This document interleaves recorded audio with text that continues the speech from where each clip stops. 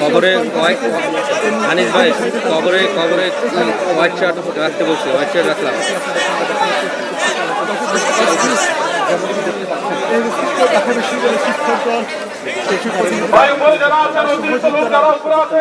হয়েছেন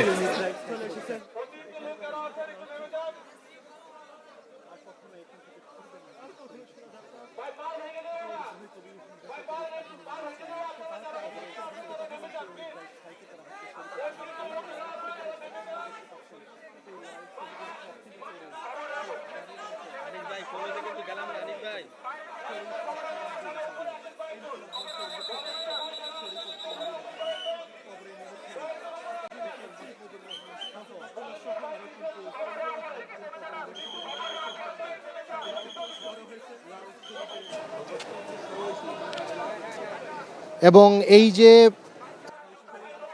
মোড়ানো হয়েছে ওসমান হাদিকে, আমরা তার একেবারে সেই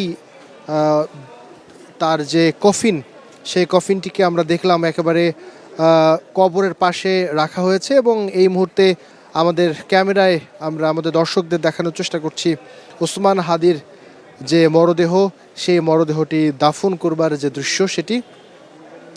এবং যদি জানিয়ে রাখি যে কিছুক্ষণের মধ্যেই এখন থেকে যখন এই জাতীয় কবি কাজী নজরুল ইসলামের যে সমাধিসৌধ, সেই সমাধিসৌধের শুরু থেকেই এই কবর যখন খনন করা শুরু হয়ে, সেই খনন করা থেকে শুরু করে আমরা কিন্তু আমাদের দর্শকদের স্টার নিউজের ক্যামেরার মাধ্যমে আসলে পুরো চিত্রটি দেখানোর চেষ্টা করছি।